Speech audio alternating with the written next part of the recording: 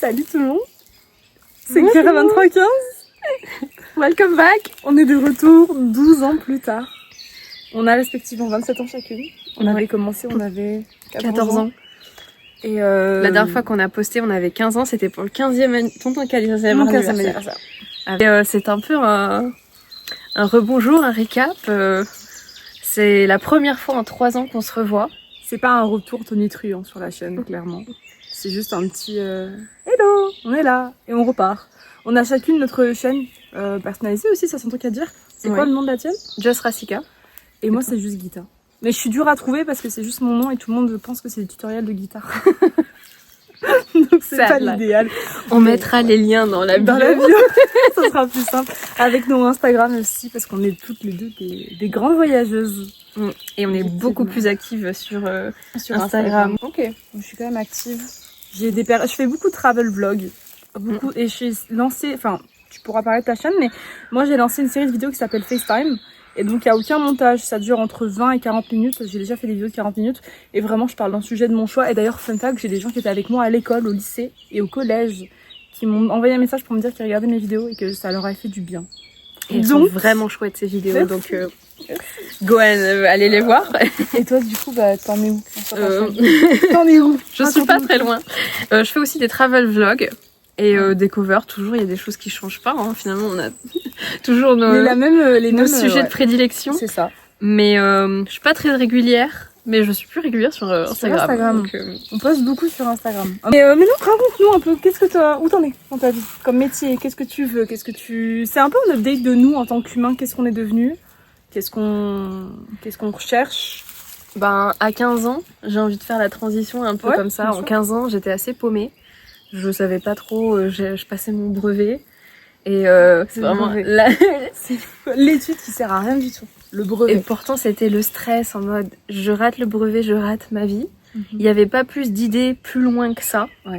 Et finalement l'année d'après en fait, l'année d'après j'ai commencé ma formation de graphiste. Du coup graphisme, quelques années à me tâter. J'ai bougé en Indonésie pendant 6 mois, puis après je suis revenue, tout ça, un peu paumée toujours, hein, soyons honnêtes. Et puis vraiment le coup de chance de la vie, c'est que je me suis réinscrite à l'université juste avant le Covid. On peut dire la belle université dans laquelle t'étais quand même. J'étais à la Sorbonne. À Paris. Excusez-nous. Et du coup, tout le monde en lockdown, quarantaine, tout ça. Donc ça m'a bien occupée, je suis contente. J'ai l'impression de m'être trouvée, pas forcément dans le sens des études en tant que telles, mais vraiment ce truc-là de faire un truc pour moi, où le projet c'est un investissement personnel dans ma personne, tout simplement. Et du coup j'ai continué, j'ai fini ma licence, mon master, bon toujours je sais pas trop quoi faire. Et puis là je suis à mon compte finalement. Attends, tes livres? Je suis libre. Tes livres? Ah, livres.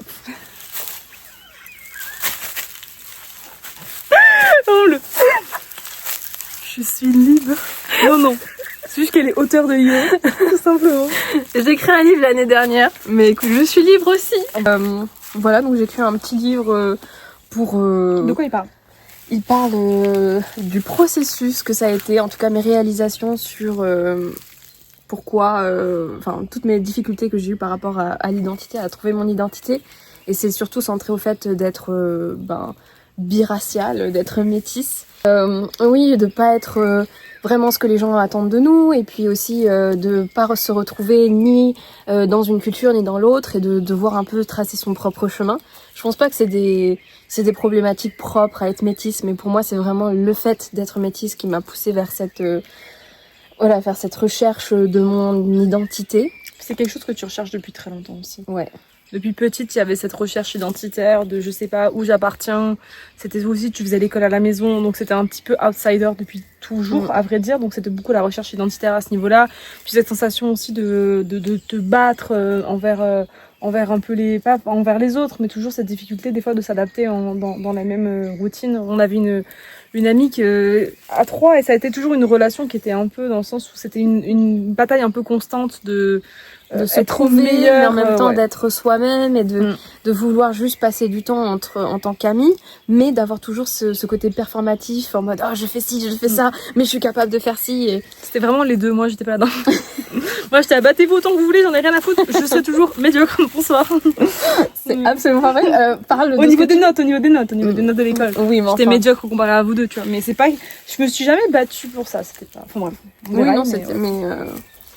Mais oui, toi, t'en as fait pas mal des choses ces dernières années. Et juste... Pas tant. En fait, je me suis accomplie en tant que personne. Alors, niveau études, je casse pas du tout la baraque parce que ce qui s'est passé, c'est que à la fin de mon bac, j'ai eu un bac littéraire, option anglais. Bien évidemment, je n'ai pas foutu un seul nez dans un cours. Et je suis arrivée au bac comme ça, les mains dans les poches. J'ai dit, écoute, on verra bien. Et j'ai eu 18 coefficient 9 en anglais. Donc, si j'ai eu mon bac, grâce à ça, j'ai eu 10,02. Et moi, c'est vraiment le moins je travaille, le mieux je me porte. Après le bac, je suis partie en psychologie. Chose que j'ai adoré. Je voulais vraiment devenir psychologue ou sexologue. Et première année, donc je valide quelques trucs, etc. Mais je suis pas à 100% dedans. Il y a beaucoup de grèves à l'université où je suis, Toulouse-Jean Jaurès, on le sait. On se sait, c'est une université de babos. Et non, en vrai, intéressant et tout, mais avec les grèves, je décroche complètement. Et je me suis dit, ok, je sors de là. Je vais faire une année sabbatique où, devinez, je voulais parcourir le monde. J'ai parcouru ma chambre. Je suis pas sortie de chez moi pendant un an. C'était pas une grande gloire. Et après je me suis dit je vais retourner à la fac. Et qu'est-ce qu'elle a décidé de refaire le loot? Et elle est repartie en psycho. Parce que c'était le seul truc qui m'intéressait. Puis j'avais validé en fait beaucoup de cursus déjà à l'époque, ou d'unités. Et le Covid est arrivé. Et là c'était la débandade. Mais du coup après ça a donné sur une dépression. Tout simplement, pure et dure et simple. Ouais, une bonne dépression qui est restée un peu longtemps avec quand même. D'anxiété. Énormément d'anxiété, pas savoir me trouver moi en tant que personne, arriver en fait à manager tout le temps le fait de ne jamais être à 100% bien. Et donc ça a continué comme ça en fait de 2017 à 2023. Ça a été vraiment je pars, je reviens, je pars et je reviens. Je fais quelques petits voyages à droite à gauche. Mais je pense que 2022-2023 ça a été vraiment le fond du trou pour moi.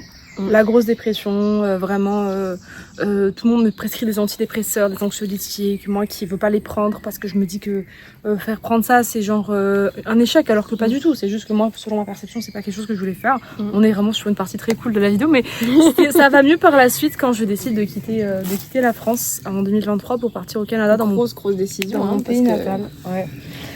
Je me suis dit, écoute, il faut essayer de sortir de sa zone. Quelque chose. Parce que là, tout ce que je générais, c'était juste du stress. Enfin, il me fallait une semaine pour me remettre d'une activité de 1 heure, quoi. Et je suis partie, je me suis tapée dans le cul, pour une belle expression. Et j'ai commencé en tant que barista, qui était un métier qui me fascinait en fait depuis petite. Donc c'est l'art du café, tout simplement. Donc c'est vraiment faire des cafés, mais en version un peu fancy quand même. Puis moi, même étant petite, j'étais Ouais, j'ai des visions vraiment de nous dans la cuisine avec en train de vider l'armoire de ta mère dans le juicer que t'avais eu pour Noël ou pour ton anniversaire, quelque chose comme ça. Ouais. Et on avait fait des smoothies. Des fois, c'était des tueries, des bombes atomiques. Des cafés frappés. Et des fois, c'était des trucs mais imbuvables. Oh oui, ça, il y a eu en masse de choses imbuvables. Mais du coup, je suis partie là-dedans pendant 1 an. À travers tout ça, j'ai fait des voyages. J'ai fait pas mal de voyages. J'ai fait un voyage aux États-Unis. J'ai perdu ma tante. J'ai perdu une tante d'un accident de voiture, ce qui m'a vraiment fait prendre conscience que la vie tenait vraiment qu'à un fil et que vraiment tu peux être là ce matin et tu l'es plus le lendemain. Et c'est tellement con à dire en mode ouais, fais attention, profite, vis. Non, je rigole vraiment pas. Vivez, genre le plus que vous pouvez. Parce que une fois que vous allez plus être dans ce corps, c'est finito bipo. Alors ceux qui croient à la réincarnation, oui, vous allez vous réincarner, mais ce corps-là, en tant que vous, c'est terminé. Puis aussi cette situation, quoi. C'est propre à, pour toutes les choses. Ça pousse aussi à avoir plus de gratitude envers ce qu'on a, parce que bien sûr, on peut dire ok, je peux vivre parce que moi j'ai accès à ci, j'ai accès à ça, j'ai accès à ci. Alors que même si on croit à la réincarnation, on sait pas si tous les avantages qu'on a maintenant, on les aura plus tard aussi. Exactement. Donc c'était vraiment c'était ça. Puis après j'ai eu une petite bulle dans le cerveau qui m'a entraînée sur mon dernier voyage en date. Je suis partie 4 mois et demi en Asie toute seule en sac à dos. Backpackeuse. Pour mon premier voyage seul, je me suis dit allez, je fais tout. J'ai fait 7 pays différents et tout est sur ma chaîne YouTube. Il y a des vlogs de chaque pays, il y a mes ressentis de chaque pays. Donc je vais pas vous bassiner à énumérer les pays, mais le premier a été le Vietnam et le dernier a été le Japon. Et maintenant, là je suis ici en vacances en France. C'est pour ça qu'on a l'occasion de se revoir parce que she's back in town, tout simplement. Pas pour longtemps, parce que je pars dans 25 jours, mais après je retourne au Canada, puis ensuite je vais partir ailleurs pour une durée indéterminée. Où est-ce que je pars? Je sais pas. Je sais pas. J'ai quelques destinations en tête, mais après on verra bien. Voilà un peu. C'est une belle progression. Hein. Ça aussi, je trouve que de plus en plus j'y pense ces derniers temps, où à 14, 15 ans, 16 ans, je me sentais grande, je me sentais accomplie, et j'avais l'impression de peser dans le game. Voilà, vraiment. Alors que quand, maintenant à 27 ans, je me retourne et je me dis mais j'étais un petit fœtus finalement. J'étais un enfant. Et du coup, moi je trouve que ça me libère pas mal dans ma vie aussi, parce que je me dis, là, j'ai l'impression que je gère pas tout, j'ai 27 ans et tout, mais je me dis, peut-être dans 10 ans, je vais me retourner, je dis, j'avais 27 ans, j'étais juste un petit adulte, y a pas de souci. Je pense que c'est parce qu'on casse aussi un petit peu les codes de ce que En fait, en grandissant, il y a aussi cet aspect où plus tu grandis, plus tu devrais avoir un enfant jeune, te marier, et on est là toutes les deux célibataires sans enfants et tout. Et c'est un choix. C'est un choix. C'est complètement un choix. Des fois c'est un choix qui personnellement pour moi je souffre un peu de m'imposer ce choix là, mais je me dis j'irai pas me mettre en couple avec le premier venu, faire un enfant avec le premier venu pour avoir un enfant. C'est pas dans mes mœurs, c'est pas dans tes valeurs, c'est pas dans mes valeurs. Mais oui, par moments c'est assez difficile de voir tout le monde vivre leur vie de couple, etc. Et ça me met à être un peu en crise identitaire. Qu'est-ce que je veux? Pourquoi les gens me veulent pas? Pourquoi est-ce que je suis seule? Mais après je me dis, mais en fait j'ai un gars, c'est sûrement de qui je parle, qui m'avait dit une phrase un jour que j'ai retenue toute ma vie, que j'adore. Et j'ai déjà dit, mais je comprends pas pourquoi je suis seule. Et il m'a répondu, je pense que t'es seule parce que c'est pas le bon moment. Et l'instant où tu trouveras une personne, ça sera la bonne personne. T'auras pas besoin de chercher, au midi à 14h, ça sera ce gars-là. Et j'ai fait, purée, j'espère que c'est vrai. Et encore à l'heure actuelle, c'est un peu un truc que je garde en moi. Je suis sûre que c'est vrai. Et puis je trouve que c'est vraiment une belle opportunité d'avoir tout ce temps-là, même si bien sûr c'est pas facile tous les jours, mais justement de prendre ces projets, comme là t'as pu partir en backpack, t'avais pas besoin de demander l'autorisation, t'avais pas besoin de dire mince, ça veut dire que je laisse quelqu'un derrière. Il y avait pas de guilt à avoir, c'était guilt-free trip. Et il y a tellement de choses, je trouve qu'à chaque fois que, quand t'es parti au Canada, quand t'as fait ce voyage, et puis genre t'as la possibilité, t'as la liberté de choisir ce que tu veux faire demain. Ça c'est évident, ouais. Et ça je pense que c'est vraiment précieux parce que on peut le faire maintenant ou niveau sous-sous, voilà. Ça commence à être compliqué, je reviens de Paris, j'ai ouvert mon compte, j'étais à découvert de 7 €, j'ai fait ça marche.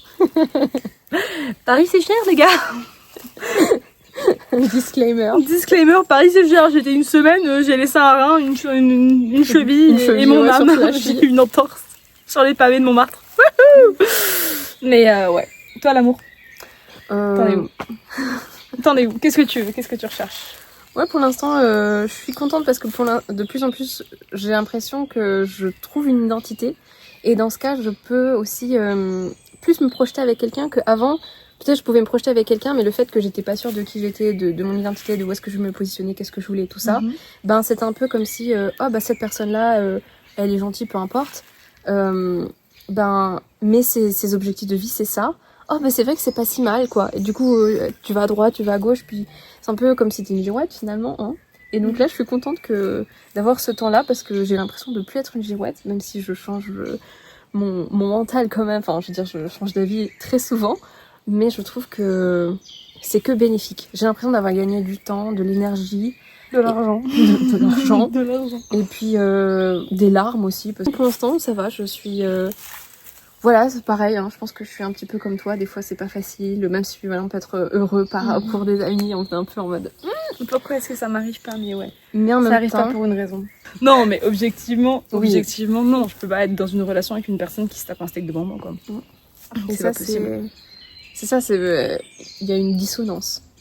Une dissonance énorme, et surtout sur la perception. Enfin, je me dis, si la personne, un exemple, elle accepte complètement de manger ce genre d'aliments devant moi, je me dis, mais enfin, tu n'as pas la compréhension des choses. Et c'est aussi ce truc où après, objectivement, tu sors avec un non végétarien, t'acceptes ce genre de choses, d'accord, je l'ai déjà fait, je le comprends.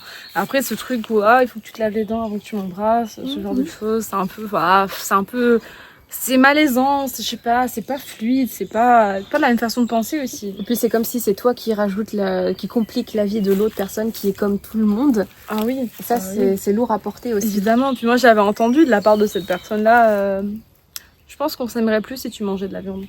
Ouais, je me rappelle, tu l'avais dit, ça t'avait vraiment... J'étais là, mais enfin... choquée. Dégage, enfin, je veux dire, si t'es avec moi parce que tu veux que je mange un steak, bah à ce moment-là, va manger un steak avec une meuf que t'as rencontrée sur Tinder, quoi, laisse-moi tranquille. Et finalement, la relation s'est terminée, bon, il y a longtemps, c'était il y a 6 ans. Hein. Mais c'est parce que du coup, par la suite, moi, j'ai pas cherché à... Enfin, j'ai eu des dates, j'ai rencontré des gens qui étaient encore... une autre paire de manches. Qui m'ont fait du traumatisme. Et c'est pour ça que je dis, en fait, le fait d'être seule, c'est une liberté monstrueuse, parce que moi, en janvier, là, j'étais en crush sur un gars, et ce gars-là, finalement, quand ça s'est un peu mal passé, mais quand j'étais au Japon, mon Fuji, je pensais à lui, au lieu de vivre mon truc, bah, je me prenais la tête pour un petit pélo qui était dans son salon et qui en avait rien à péter de moi, quoi. Donc c'est pour ça que, franchement, mais vivons pour nous et trouvons notre bonheur seul, quoi. Et ça, c'est un truc, c'est important à stipuler. Le bonheur intérieur. Le bonheur intérieur, parce que tu vas mourir seul, hein. T'es né seul, tu meurs seul. Donc si t'arrives pas à passer du temps avec toi-même, il faut quelqu'un qui nous ajoute une plus-value. Oui, ah non, mais exactement. On s'aborde tellement seul en tant que personne, puis en tant qu'ami, etc. Et c'est pour ça aussi, c'est un peu aussi une vidéo en parlant de l'importance de l'amitié et l'importance de garder des liens. Parce que ça, c'est un truc où je suis tellement contente qu'on ait réussi à le faire. Ouais. Malgré, parce que mine de rien, quand même, à certains moments, on avait des chemins de vie super différents. Puis on a connu aussi une rupture amicale. C'est vraiment ce truc, on s'est perdu et on s'est retrouvé, et il faut laisser aussi le temps à la vie de faire les choses, parce qu'en tant qu'humain, on évolue et on change, et on peut pas s'attendre en fait à être tout le temps sur la même longueur d'onde, être tout le temps d'accord. Il y a des moments où on a besoin de break, et c'est pas méchant. Il y a des moments où je voulais moins parler, et des moments où je voulais moins parler, et c'était pas personnel chacun à l'autre, quoi. C'est chacun vit sa propre truc, chacun vit son truc, mais je pense qu'il faut aussi savoir exprimer quand ça va bien et quand ça va pas. Et on peut pas, en fait, on lit pas dans la tête des autres. Je peux pas savoir que je vais bien, et je peux pas savoir si tu vas pas bien, quoi. Oui. Ouais. Vous avez compris. Objectivement, je trouve qu'on a tourné de la meilleure façon qu'on aurait pu tourner, n'empêche. Puis moi, j'ai envie de dire aussi un truc en reprenant sur ça, on est des adultes, mais on l'est pas 100%. On est toutes les deux perdues, on sait toutes les deux pas forcément ce qu'on va faire dans notre vie, on est toutes les deux en mode on sait pas, on avance, on évolue. Mais tu sais quoi, c'est normal. Je pense que moi, quand j'étais petite, moi je sais pas pour vous, hein, mais quand j'étais petite, j'étais persuadée qu'à 27 ans, j'allais avoir un mioche. Alors, il y a tout sauf un mioche. J'étais persuadée que j'allais être en couple, j'étais persuadée que j'allais limite être mariée. Et maintenant, je suis là. Alors, je suis célibatante à ce stade. Pas d'enfant. Et c'est volontaire. Et, fun fact, j'ai tenu, il y a 2-3 jours, je montrerai des photos, pour la première fois, le bébé d'une amie très proche, que ça fait 11 ans que je suis américaine. Et c'est fou parce que, alors, mon éveil de maternité s'est éveillé. Oh, okay. Et vraiment, j'ai tenu le bébé pour la première fois, et vraiment, j'ai quand même de la poitrine, donc le bébé a vraiment mis sa main ici tout de suite, et gazouillait, tu sais, miaou. Puis à un moment donné, il me dit, tiens, il sourit plus à toi à son père. Nickel. Et vraiment, quand je l'ai vu, c'était vraiment, on était 3, c'était donc 2 amis que je m'étais fait en 2017, 16, et je me suis rendu compte qu'on était à notre place. C'est étrange à dire. Mais je voyais ça, puis je me suis dit, oui, on est toutes des femmes qui veulent devenir mères ou qui sont devenues mères. Et je respecte le choix. Si quelqu'un n'a pas envie d'en avoir, je suis ravie pour vous. Moi, personnellement, je sais qu'à un moment donné dans ma vie, je veux des enfants, je sais pas toi. Oui. Voilà. Mais je me suis dit, je pense que la fibre maternelle, doucement, elle peut arriver. Genre, elle est là. Je suis pas encore prête, mais j'arrive. Un bébé à la fois. C'est un petit peu ça que je ressens.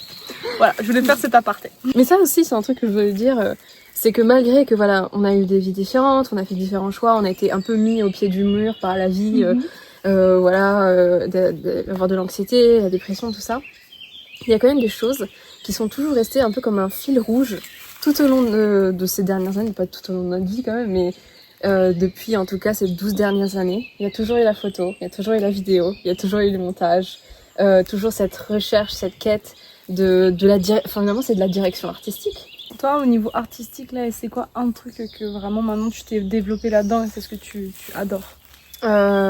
Dire un seul truc, c'est difficile parce que je pense qu'il y a vraiment 2 qui sont passés vraiment, même peut-être devant. Parce que je sais pas, quand je suis avec toi par exemple, j'adore les photos, je dirais pas prendre un crochet et faire du crochet avec toi forcément. Alors que quand je suis toute seule, voilà, ça va vraiment être le crochet et l'aquarelle. Et je pense que ça aussi, c'est des choses qu'on a chacune de notre côté cultivées sans vraiment faire des choses ensemble, quoi. Bah moi, je sais que c'est en 2020 que j'ai commencé l'art. C'est avec le Covid. Ouais. J'aimais déjà ça à l'époque, mais là vraiment avec le temps. Vous nous excuserez pour le changement de lieu, mais je pense qu'on était en train de fondre et que ça allait pas être possible pour vous de voir deux boules disco continuer le reste de la vidéo. Mais c'est ce que on disait, on parlait d'art en fait. En 2020, moi j'ai commencé à faire beaucoup d'art en général, donc ça pouvait être de l'aquarelle, de l'acrylique, etc. Je voulais juste me dépasser le plus possible. Et en fait, à travers tout ça, j'ai continué en fait à garder cette chose-là. Et surtout maintenant, je fais des carnets de voyage. Quand je pars en voyage, en fait, c'est un mélange de junk journal. Donc junk journal, c'est vraiment garder des petites scraps de choses, donc des tickets, des étiquettes, des cartes de visite, ce genre de choses, etc. Puis ensuite les coller, puis dessiner et peindre à travers tout ça. Et moi maintenant c'est devenu l'argentique, ma passion. Donc l'argentique, donc les photos, vous savez que vous prenez avec les vieux films, donc vous faites développer le film. C'est vraiment ça que j'adore. Qu'est-ce que tu pourrais dire à la jeune fille de toi de 14 ans qui regarde cette vidéo, si tu devais lui parler, girl.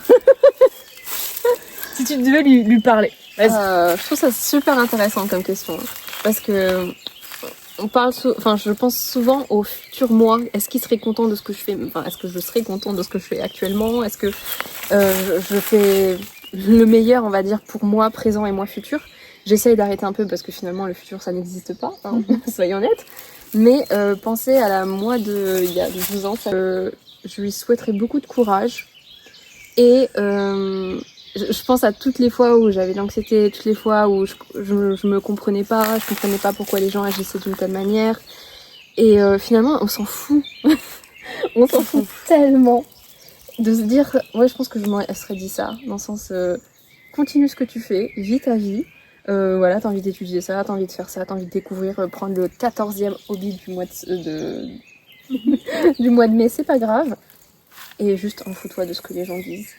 Dans le sens où c'est pas important, c'est pas eux, c'est pas leurs avis qui vont diriger ma vie. Bien sûr, on est ouvert aux critiques constructives. Oui, voilà, aux critiques constructives, aux avis, aux opinions. Des fois, on parle avec quelqu'un, juste même au marché, et tout d'un coup, t'es en mode... Désolée, pardon. Et t'es en mode, ah ouais, mais j'avais jamais pensé à ça finalement. Et ça, c'est vraiment chouette. Mais pour les gens qui vont se dire, ah ouais, tu vas faire ça avec ce petit... Ah ouais, genre... haussement de sourcils. Ouais, c'est ce jugement qui est discret mais qui est quand même perceptible. C'est ça. Et juste assez pour qu'on se sente mal à l'aise ou qu'on sait déjà qu'on est un peu comme un éléphant dans un tutu aux alentours de plein de jolies danseuses de ballet. Mais qu'on dise, bah finalement, ouais, je suis l'éléphant en tutu, mais je suis... Et ok. Et c'est ok. Ouais. Et finalement, il y a des gens qui veulent spécifiquement l'éléphant en tutu. C'est ça. Parce qu'ils en ont marre de tout le monde qui est absolument comme tout le monde, quoi. Ouais. Et puis quand tu enlèves les masques, tu te rends compte que bah il y a une girafe en tutu, et puis il y a un hippopotame en tutu, puis t'as une souris en tutu, et puis finalement c'est ça qui fait vraiment la beauté du monde. Et je pense que c'est un truc quand on était ado, ou peut-être que c'était l'adolescence aussi, mais il y avait vraiment ce truc-là où la conformité. La conformité était très très présente. Oh, je me rappelle, je m'étais supprimée en tant que personne. Vraiment, j'avais supprimé toute... j'étais un peu funky. Et quand je suis rentrée à l'école, je me suis pas vraiment fait insulter ou critiquer ou harceler, ce genre de choses. Mais j'ai pas vécu un super moment avec la différence que j'avais, en tout cas physiquement. Et ensuite, quand je suis arrivée en 2016-2017, j'ai voulu m'effacer. Donc tout en noir, en gris, en blanc. Minimatique, quoi. C'est ça. Je voulais plus être cette fille funky que j'ai toujours été. Et quand je suis arrivée à la fac, je suis redevenue mon état normal. Dirais-tu à ça? Ce que je veux dire, alors c'est vraiment... de 14 ans. Prends confiance en toi. Parce que tu es capable. Je vais m'adresser à vous, les spectateurs. Vous êtes capable de tellement plus que vous pensez. Et avant de faire mon voyage, je pense que je me suis très souvent rabaissée. J'avais souvent l'impression que j'allais pas réussir à faire ce que je veux faire parce que j'avais pas l'habitude ou j'avais peur. J'étais terrifiée probablement. Et en fait, j'ai été confrontée à des situations qui étaient pas cool. Enfin, j'en ai parlé souvent. Des situations qui étaient assez difficiles à gérer. Et j'ai réussi à les gérer sans l'aide de personne. Et en fait, quand je suis revenue, je me suis dit, attends, pause, t'as fait tout ça? Et il y a ce truc maintenant où je me dis, si j'ai fait ça, je peux faire n'importe quoi. Watch me, look at me go. Je m'en fous, je fais tout ce que je veux. Et ça, mais surtout aussi, j'ai fait une vidéo d'ailleurs sur ma chaîne qui est disponible, je sais pas si tu l'avais vu, c'est vraiment 10 ans plus tard. Oui, je l'ai vu. J'avais fait une vidéo en 2020. Et du coup, j'ai regardé 5 ans plus tard, 6 ans plus tard, du coup. Parce que j'avais pas envie d'attendre les 10 ans. et vraiment. C'était bien comme demi-étape aussi. C'était une bonne étape. J'étais à Taïwan, c'était un bon moment et tout. Et ce que je vois, c'est vraiment la confiance et la timidité. À quel point, quand je parle, j'étais comme ça, je voulais pas regarder la caméra, j'étais là à pleurer. Oui, tu étais en train de pleurer. Ça allait pas, quoi. J'étais vraiment dans une perception. C'est ça, c'est comme si t'avais pris tout ce qui te faisait vibrer, tu l'avais mis sur l'étagère et tu te demandais pourquoi tu te sentais pas bien, quoi. Ouais. Alors que là, t'étais en mode, ce truc-là, en fait, faut le mettre dans ton cœur, faut le mettre dans ta tête. Il y a eu de l'évolution. 12 ans, ça a permis énormément d'évolution, quoi. 12 ans dans une vie, c'est énorme. En même temps, c'est rien du tout. Ouais. Mais c'est deux femmes qui vous parlent différemment, complètement différentes. Puis là, on n'est plus des jeunes filles, on est vraiment, je pense, devenues on des approche la femmes. trentaine, hein. En vrai, c'est con qu'on ait peur de la trentaine. Oh non, j'ai pas peur de la trentaine, mais je trouve que c'est... Mais c'est un gros âge, tu vois. Je trouve que c'est un... It's mindful, tu vois. C'est un big deal. Mais je trouve que c'est un big deal, effectivement, mais du point positif. Oui, parce que en plus, même, je suis beaucoup de gens sur les réseaux sociaux qui, justement, ont 35 ans, 30 ans, et qui disent, depuis que je suis rentrée dans la trentaine, c'est la meilleure tranche d'âge de ma vie. Parce que j'ai pris confiance, parce que je sais ce que je veux, ce que je suis, etc. Puis en vrai, moi, en tant que personne, je sais pas si toi tu peux le dire, mais moi, je sais ce que je suis. Je sais ce que je veux. Je sais ce que je veux aussi. Chose que quand j'étais plus jeune, c'était pas le cas. Maintenant, je me laisse pas marcher dessus par qui que ce soit. Et en même temps, heureusement et malheureusement, je vais un peu reproduire le schéma maternel et paternel qui est voyager toute la vie. Et vendre des trucs. Et vendre des trucs, Oh, ça, c'est un truc que je pense qui est worth knowing. C'est vraiment à quel point t'as développé ton sens commercial depuis que t'as 15 ans, quoi. Vraiment, c'est un truc où j'ai l'impression que c'est inné, finalement. Où t'as une facilité du commerce, t'as une facilité du relationnel. Ça, c'est un truc que moi, je me rendais pas compte à 14-15 ans. Mais cette fille a elle est capable de parler à n'importe qui, mais alors que c'est quelqu'un d'anxieux quand même. T'es quelqu'un d'anxieux, mais par contre, parler aux gens, faire la conversation, que ce soit small talk, big talk, deep talk, whatever talk, she's there. J'essaie, en fait, avec le boulot que j'avais aussi, c'est quelque chose que je faisais souvent, d'avoir des relations avec des petites personnes comme ça, des petits clients, tu sais, qui passent, etc. Et pour moi, c'était simple de faire la conversation parce que ma mère, moi, je me rappelle quand ma mère, à un moment donné, on était plus jeunes, on faisait beaucoup de stop pour se déplacer, et ma mère, elle avait toujours cette facilité d'avoir des conversations immenses. Et à chaque fois, je me disais, ouais, c'est fou ça, elle ferme jamais sa bouche, c'est impressionnant. Et avec le recul, je suis devenue pareil. Voilà. Moi, en fait, plus je vieillis, plus je suis ma mère. J'ai montré une photo de moi il y a quelques jours à ma mère, elle m'a dit, oh, tirez-moi. On en est rendu là. Je suis la copie physique de ma mère. Mais je trouve ça super intéressant parce que dans un monde où justement on se parle de moins en moins, il y a tellement d'écrans, l'intelligence artificielle, il y a tous ces trucs-là qui nous déconnectent des uns des autres.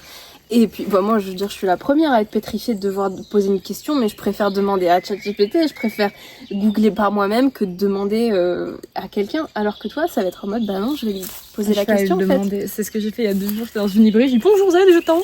C'était vraiment, je priorise toujours la conversation humaine. Ouais.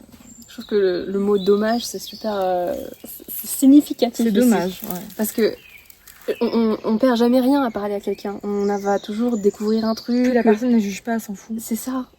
On a cette peur de dire, mais la personne, elle va juger si je bégaye. Là, écoutez-moi bien. Regardez-moi dans les yeux. La personne, elle s'en fout. Que vous bégayez, que vous soyez... que votre grammaire, elle s'est fait la malle. Elle s'en tape. En fait, tout ce qu'elle va voir, c'est une interaction humaine. Alors, toutes les interactions humaines ne sont pas bonnes à prendre, on va pas se mentir. Parler à tout le monde, c'est intéressant, mais il y a des moments où vous allez tomber sur des cons. Oui, ça veut pas dire qu'elles sont toutes bonnes, mais ça veut dire que c'est intéressant. Moi, je me rappelle de cette interaction humaine que j'avais eue. J'étais au Cambodge, c'était vraiment le trou du cul même du Cambodge. Tout était complètement fermé parce que c'était férié. Et j'ai parlé avec ce monsieur de 70 ans et clairement qui me parlait à quel point il profitait du tourisme sexuel, quoi. Et moi, j'étais un peu épouvantée en écoutant cette conversation, en me disant, mais monsieur, vous vous rendez compte de ce que vous dites? En gros, vous avez tel service sexuel pour tel prix, quoi. Et il s'en vantait un petit peu, puis il me disait, ah là là, on vole mes téléphones, je comprends pas. Je lui dis, vous avez la naïveté de laisser votre téléphone en vue, puis en plus, voilà, vous venez pour un certain truc.